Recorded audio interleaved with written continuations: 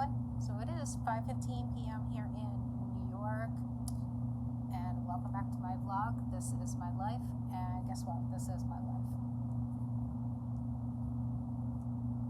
Currently, I am charging my cell phone, so I don't have the thing plugged in for my microphone. So hopefully I can talk loud enough for you to hear me. Alright, so what do I want to talk about? So in my last video, I was talking about how I want to talk more about my past, just so you get to know me a little more. But there was something that just started bothering me earlier. I was laying down and I just was not feeling good, and my head was hurting worse. I was getting dizzy, and I was dealing with my heart palpitations, and it's not anxiety related. I have no clue what's going on. Hopefully I can start my regimen soon about the Romhold syndrome, which is a gastric cardio syndrome. You'd have to look it up to see if that'll help me.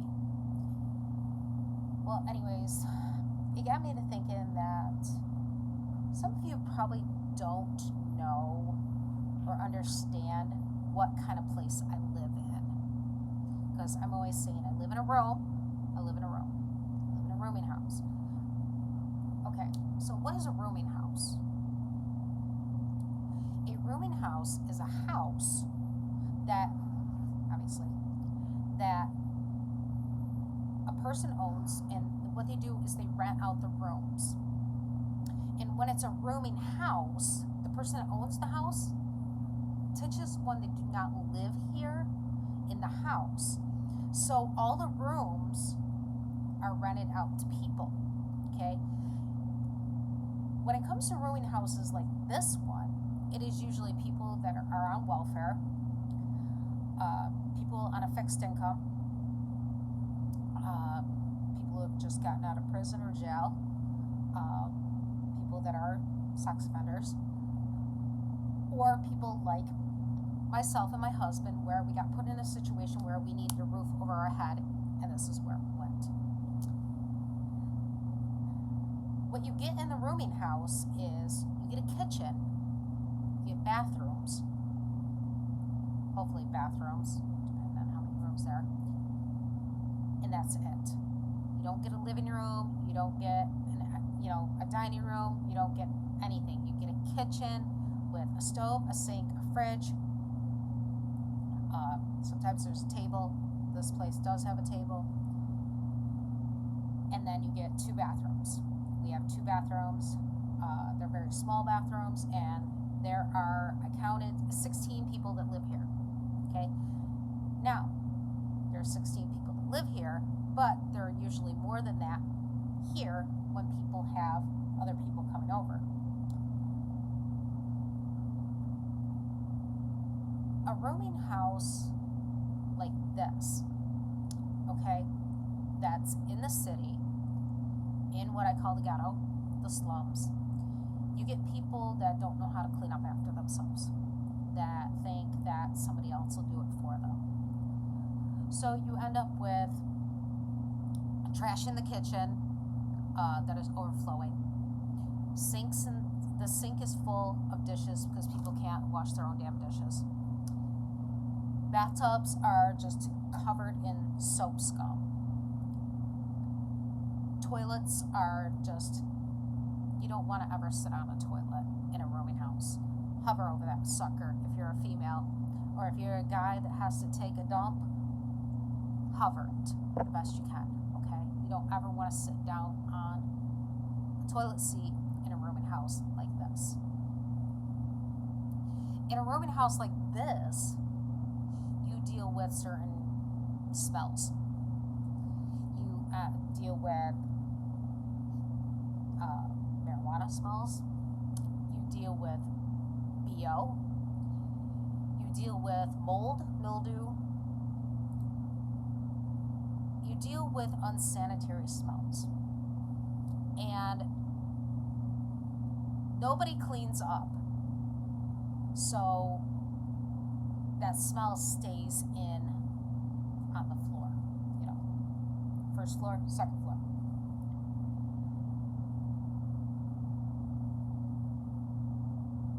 Garbage in the bathroom is never taken out. It's never taken out. I emptied the trash because I do not need to go to the bathroom and see toilet paper, Kotex pads, anything just overflowing out of a trash can. I take the trash out because I don't want to look at it. When it comes to the tub, I pour bleach in it and scrub it the best I can. But there's so much soap scum built up on it that it would probably take a freaking scrubber to get that all off. I refuse to go out down into the kitchen because it's not very sanitary there either. It's not sanitary. The oven, people burn shit in there all the time. They spill shit in there all the time. Do not clean up after themselves. I have caught the stove being left on multiple times. Somebody's gonna end up burning this place down because of leaving the freaking stove running. Like, I don't know how hard it is for people to just turn off the knob, turn the burner off, or turn the oven off. That is all you get, is the kitchen, your bathroom, and your room. When it comes to ventilation,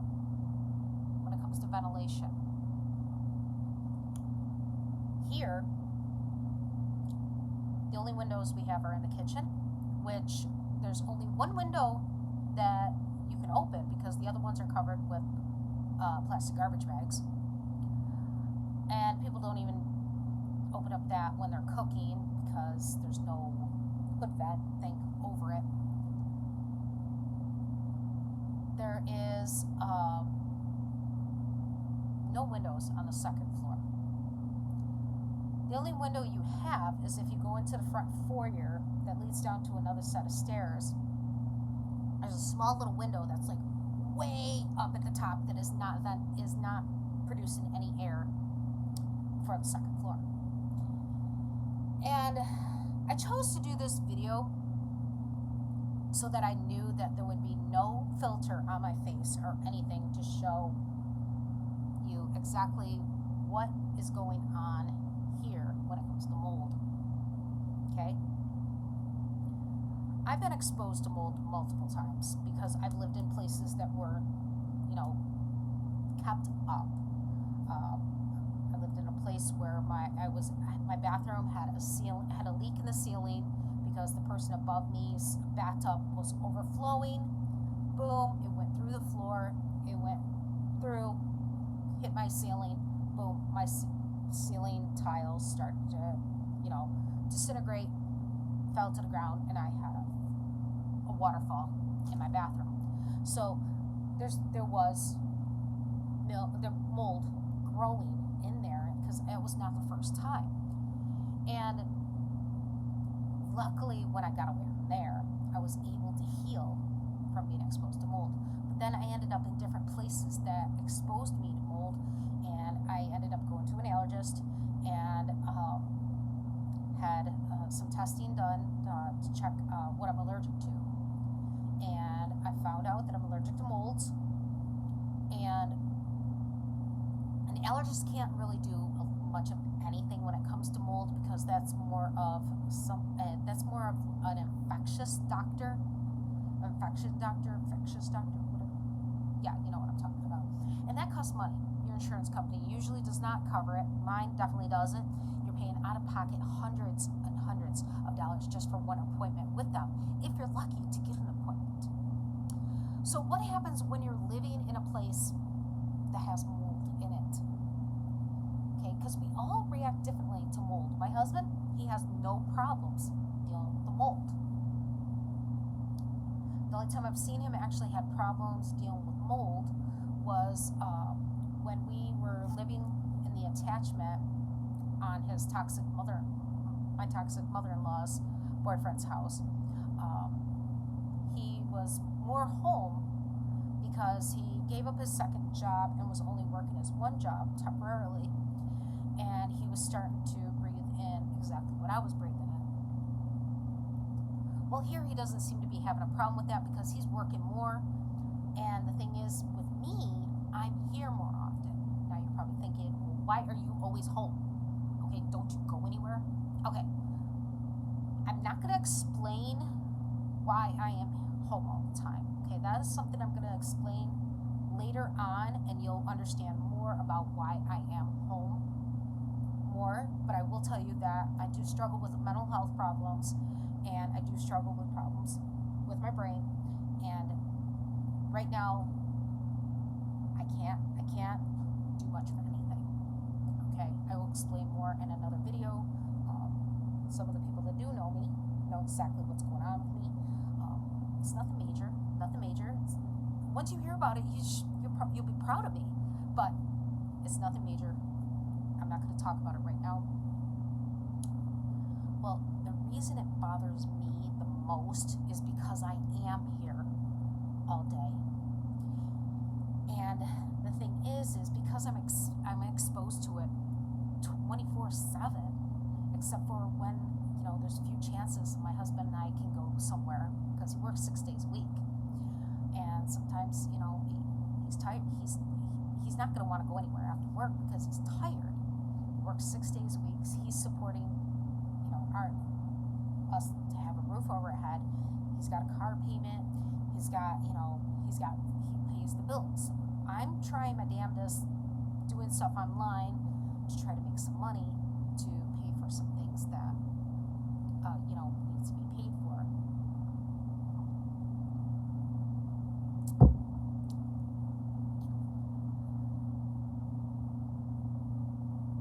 Because I'm exposed to it more, I have noticed that between what I've been going through for the past 3 years, which I will be talking about in another episode, I keep saying episode because I got a podcast, another video. I've noticed between what I've dealt with in the past 3 years and being exposed to mold yet again, that my face has aged. For people that have known me for, ever, people have known me for a while, I used to have a very youthful face. I'm 43 years old. I used to always be told that I looked a lot younger than my age. I'm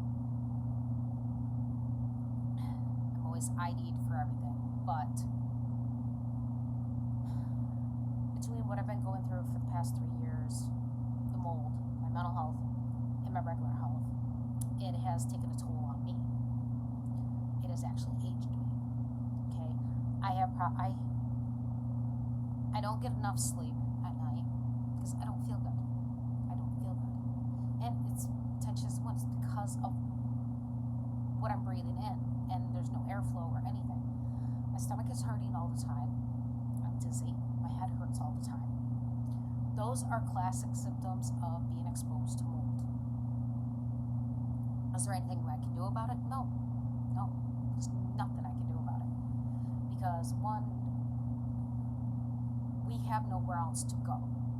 This is our only home at the moment.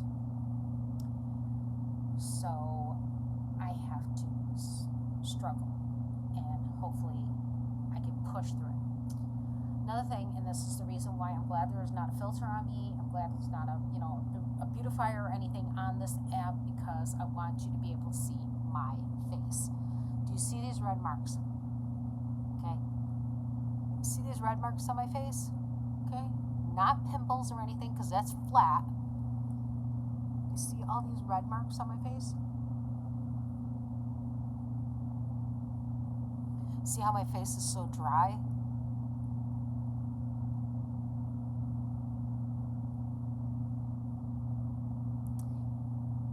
That is from being exposed to mold.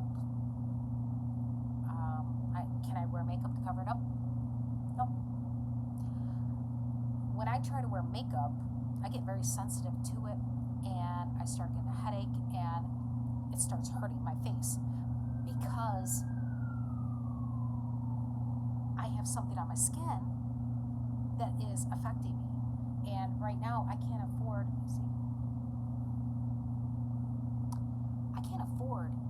the facial cleanser that would help clean my face off. I cannot afford that. I can't. And the thing is this is what you get. This is what happens when you live in a rooming house. Now, there are rooming houses out there that are a lot nicer. They're a lot nicer. If you can find a rooming house in like the country, that's really nice. That is really nice because, it's safer in the country. But when it comes to a rooming house in the city and in the ghetto, okay, and I'm not lying, I live in the fucking ghetto, okay? You saw a video before where at a convenience store, somebody's car was being searched, 2 people getting arrested. That's an everyday thing. I hear sirens all the time. I'm hearing gunshots all the time. I'm hearing a lot of bullshit all the time.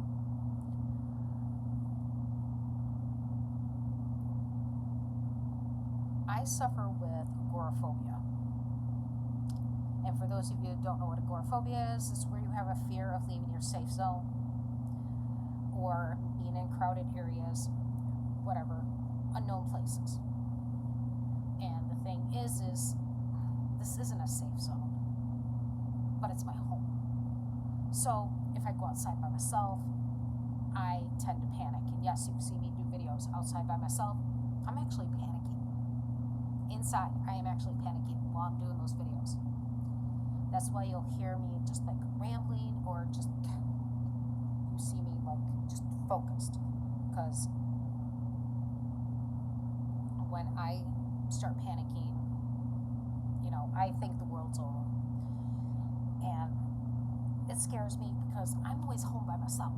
I'm always home by myself. And that's another thing that scares me. I'm always home by myself. And there's nobody here that I trust. So it's not like if I'm having a problem that I could just go to somebody and talk to them. No, I can't. Okay, because those type of people are not the type of people that I would want to help me. Because those are the type of people that if something was going on with me and my door is wide open because I need some help and I invite them in here, they'd probably rob me blind. Okay? Because we do have a lot of our stuff here. That's why this room's crowded. So it is actually terrifying for me to be here all by myself. I don't know anybody, outside of this place. I don't know anybody outside this place. I have no friends, no family. I live in a section that nobody really wants to come out to. The only people I associate with are online, and there's very few there. Very, very, very few there. Some people I text, but are they helpful? No. I have my husband. That's about it. I have my husband. And when he's at work, I have nobody. I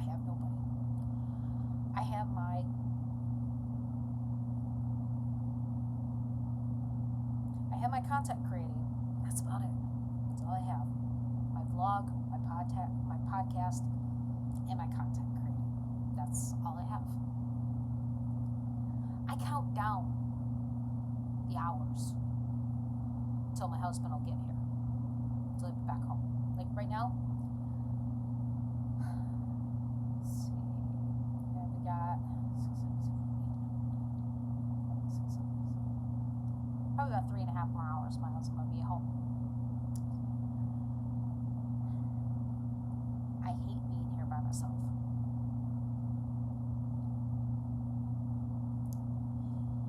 And when you live in a rooming house like this, you deal with sounds that you don't want to have to listen to, like loud music, okay? I have sound sensitivity. Loud noises trigger me because of my CPTSD, but also because I am partially deaf in my ears, so what it does is it makes my head hurt when I'm listening to it.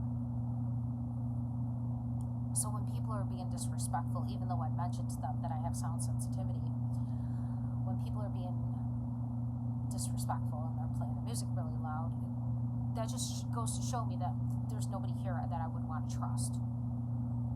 There isn't. You get people smoking weed, marijuana in the halls. It's disgusting. It's disgusting. I have nothing against anybody that does that. I have nothing against anybody that does that. I was once a smoker back way before I had my first daughter, before I got pregnant with her. I've quit. I've been clean from it for 20 years. 20 years, I think. Yeah, she's 20 now, so yeah, 20 years. Been clean from it. And when you've been clean from it, you don't like the smell of it, okay? It's like, somebody that smokes cigarettes, okay. Not me, because I don't have any problems being around anybody that's smoking cigarettes, and I quit back in 2020. Some people get sick. Some people get sick from smelling cigarette smoke. I don't like my husband vaping and it going right in my face. I used to vape. I quit vaping last year. Or it's like an alcoholic. When they quit, just the smell of beer makes them sick.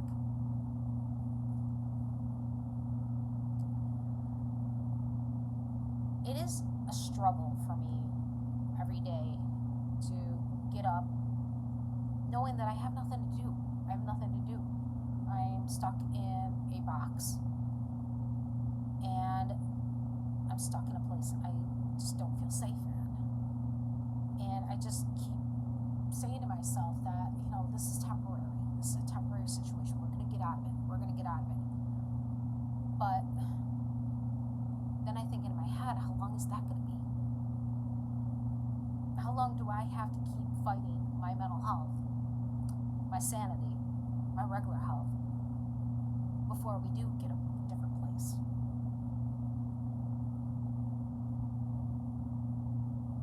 How the people that live here, my hair is falling out, how the people that live here can stay in their rooms all the time, that's beyond me. But these people are probably used to the city because they do leave their room and they do go outside and they do go places. Me, I originally wanted to do exposure therapy to help me, but something kicked in my brain and it's just something ain't right. I don't trust going outside. And again, you'll say, well, you go outside and you do your videos, and that's where I say, yeah, I can go so far. I push myself. But usually I go outside because then I know my husband's on his way home.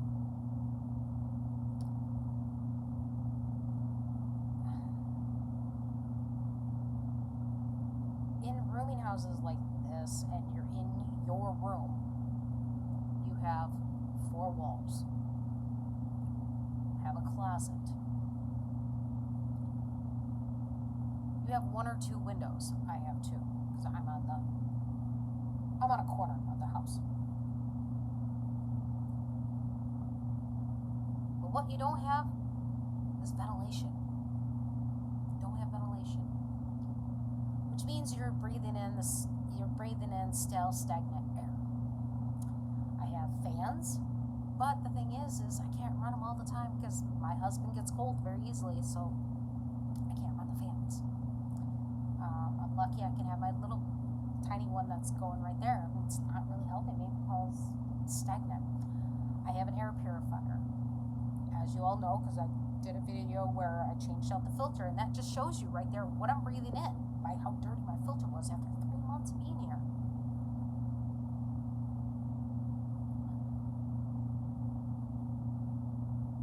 It is not good on your lungs to be constantly breathing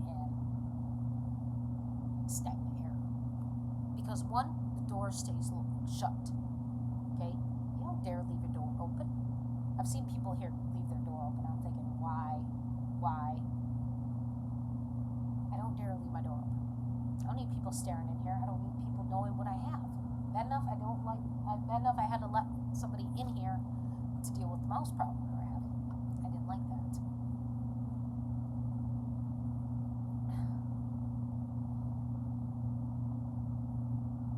I hate that we have to live like this. And we live like this because of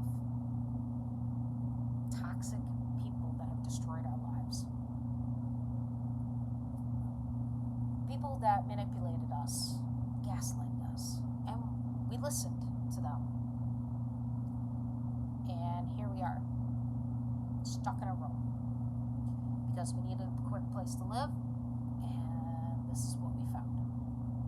Because we were able to pay in little increments, security deposit, as long as we just had first month's rent. Because we weren't going to be able to come up with $1,000 right then and there. So,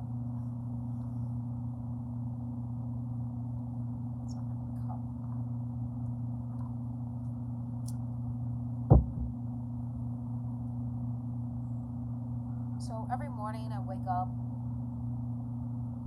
my husband's off to work, I lay in bed, and I just don't want to get out of it. I don't want to get out of it. Because I know that I have nothing to do. I have nothing to do. And then when I do get out of it, I still have nothing to do. I have nothing to do. We have no internet here because my husband's got to pay off his Verizon. We have no home internet here. We have the box and everything for it. We just don't have the internet. It's temporarily off. So it's not like I can watch TV or anything. And even if I could, I don't know how much of it I could watch because of my sound sensitivity and my light sensitivity.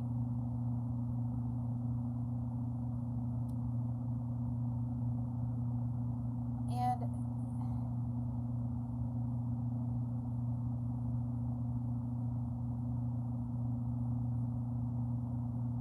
I wait until like a certain time, and then I start messaging people online, or I text people, and then some people respond, and then they just ghost me.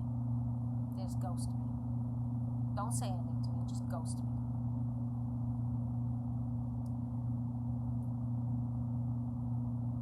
So when I say I live in a room, that's what I live in. I live in a room. Okay? I don't have a living room. I don't have my own bathroom. I don't have my own kitchen. I have a room. A room that's probably smaller than your bedroom. Okay? Because they broke up the rooms in this house and made more rooms. So, sound like somebody puking out there. Drugs kicking in. So like I said, when I say I live in a room, that's what I live in. It's not an apartment. It's not a studio. It's a little itty-bitty room. And it's very cluttered. And the reason why you see it cluttered like this is because we can't afford 2 storage units. So what was left over in our storage unit that we could not shove into one of the main one ended up coming here. It came here. That's why there's so much crap in that closet, and I gotta organize it. That's why my husband has so much stuff on his side. That's why it looks like we have piles of what you think is junk. No, it's just our belongings. We have stuff under the bed because I brought our bed frame here to give us some storage space. We have stuff under the bed because we cannot afford to have 2 storage units anymore. We can only have the one. And we're lucky we can have the one. But that's why if you see the room, if I'm walking around with with my cell phone and you see the room and it looks like it's messy, it's not. It's actually, I don't want to say cluttered because it's not cluttered. I have everything organized. I just haven't felt good.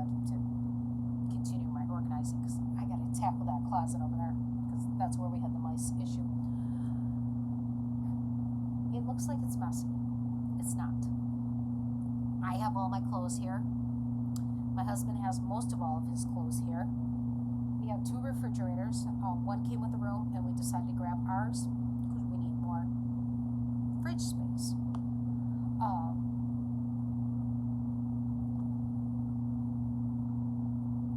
have my microwave, I have my Keurig, I have my air fryer. That way I can cook. I do have a 2-burner thing, but I'm not using that yet, or I may not use it. I have a crock pot here, or a slow cooker, whatever you want to call it. I have all of our bathroom stuff is here. My exercise bike is here, and I'm hoping to get better so I can get on that thing. Lose some of the 60 pounds I gained that I need to get rid of, but that's what depression does to you. I used to not eat when I was depressed. Now I overeat. Because of the mouse issue, we can't just put our food in the dresser like I was doing it because my clothes are in bins. I was using the dresser to store cans in and boxed food and whatnot. Can't do that with mice. So now I have all of our food is placed in boxes. Eventually that'll get changed to totes once we have a little more money, or I can make some money on the internet. So I have a stack. Let's see if you can see that. Let's see if I can bring you. Let me see if I can bring you over to that. Alright. Oops. You're gonna walk with me. Alright. You see that right there? Stack of boxes? That's got our food in it. It's got our canned food in it. That's got, vegetables, fruits, soups. It's got my pasta in there. It's got our food in there. In the closet, we have some kitchen stuff. And then we have my art supplies are here. My canvases, my paints, my drawing pencils, my oils,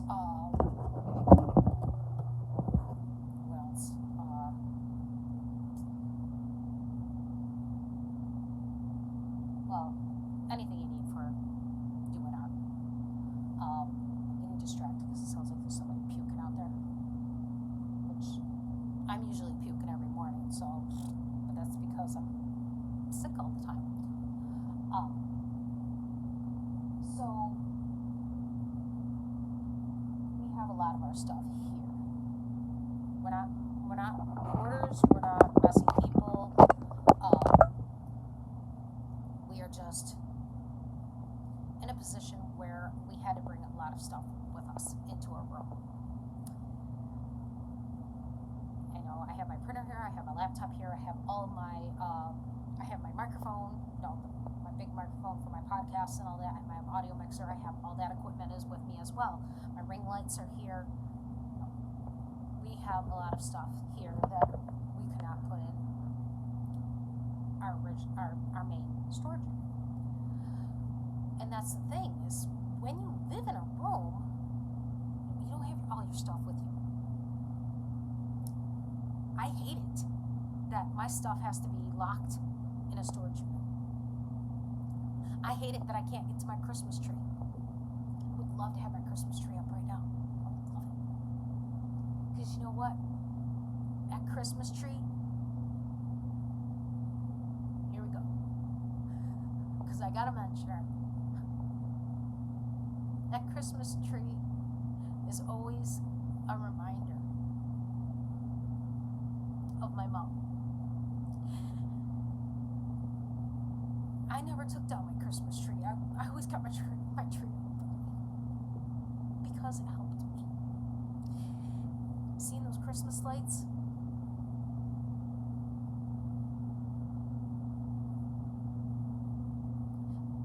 Looking at the Christmas lights, it helps with my depression and my anxiety, because it gets me to think about times that my mom and I would decorate for Christmas.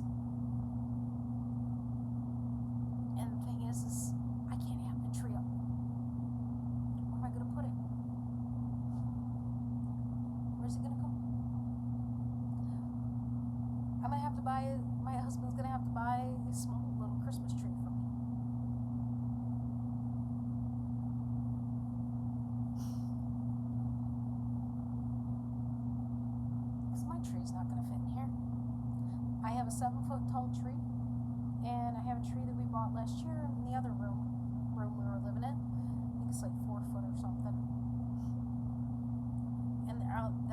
pushed in the back of our storage unit. I hate not having my stuff here. I hate not having my stuff with me. I wouldn't want all my stuff here. God. I wouldn't even be able to fit in here if all my stuff was here. I hate not having my belongings with me.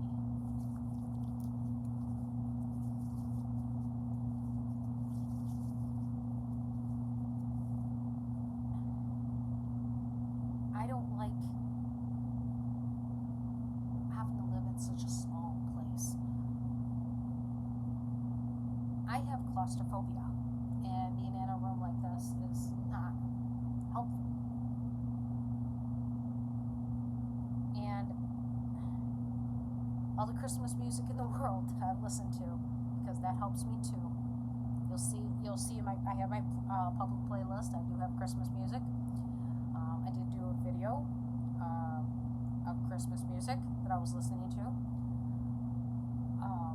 All the Christmas music in the world has not been able to get me out of my slump.